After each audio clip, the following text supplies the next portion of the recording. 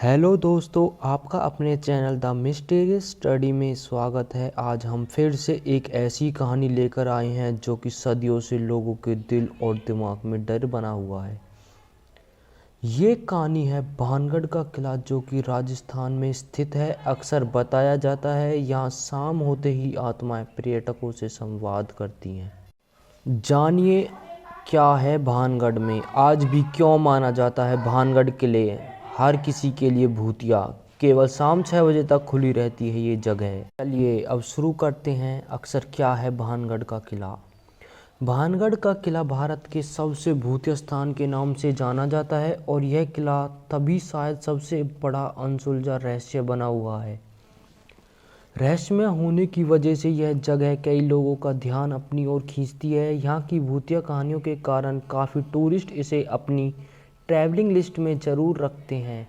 इस जगह को लेकर कुछ जिज्ञासु यात्री यहाँ मौज मस्ती करने आते हैं तो कुछ निराश होकर लौट जाते हैं, तो कुछ इन कहानियों और रहस्यों में डूब जाते हैं। और अगर आप भी इन यात्रियों की में एक हैं तो जल्दी ही इस किले में घूमने का प्लान ज़रूर बनाएं।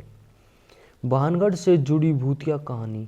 अधिकांश लोगों का मानना है कि भानगढ़ किला भूतिया है और इसके अनेकों किस्से की वजह से लाखों लोग यहाँ घूमने की इच्छा रखते हैं। सूर्यास्त के बाद किले में प्रवेश करना बहादुरी और बेवकूफ़ी है, क्योंकि इसे पैरानॉर्मल एक्टिविटी का केंद्र माना जाता है। यही वजह है आर्कोलॉजिकल सर्वे ऑफ इंडिया के रात में यहाँ जाना बैन किया गया है। स्थानीय लोगों की मनपसंद कहानी है लोकप्रिय सम्राट माधो सिंह की, जिन्होंने गुरु बालूनाथ की एक स्वीकृति प्राप्त करने के बाद शहर का निर्माण किया था। वे एक तपस्वी थे जिन्हें ध्यान में रहना बेहद पसंद था। संत ने अपनी स्वीकृति इस शर्त पर दी कि महल की छाया उनके प्रार्थना स्थल पर नहीं पड़नी चाहिए। अगर ऐसा हुआ तो महल तहस नहस हो जाएगा। जब महल का निर्माण पूरा हुआ तो उसकी छाया संत के प्रार्थना स्थल पर पड़ गई और भानगढ़ उसी समय तहस नहस हो गया। संत के क्रोध को झेलने के बाद भानगढ़ तुरंत एक शापित शहर में बदल गया। इसे फिर से नहीं बसाया जा सका, क्योंकि इसमें कोई भी संरचना कभी भी जीवित रहने में कामयाब नहीं हुई।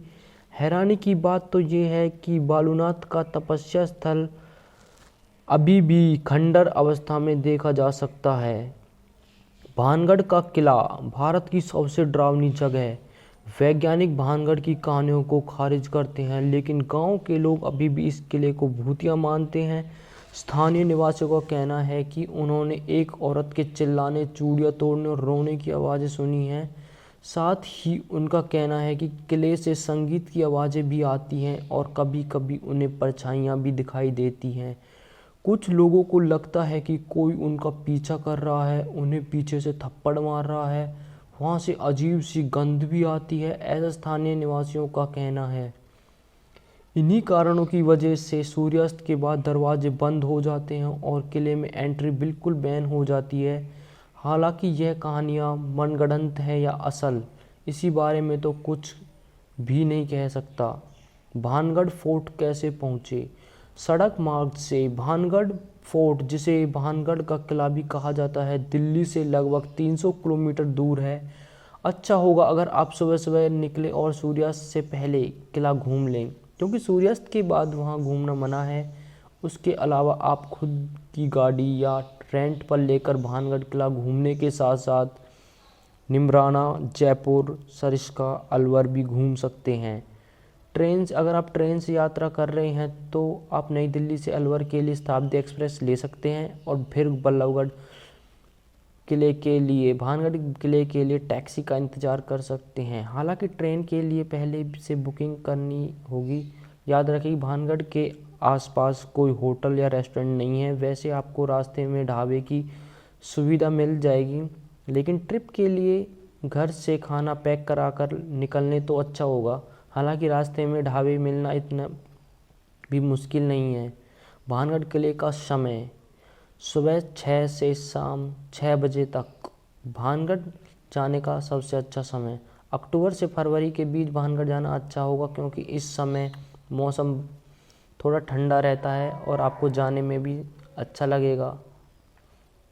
Thank you. और मेरे इस चैनल पर ऐसे ही बने रहिए और अपना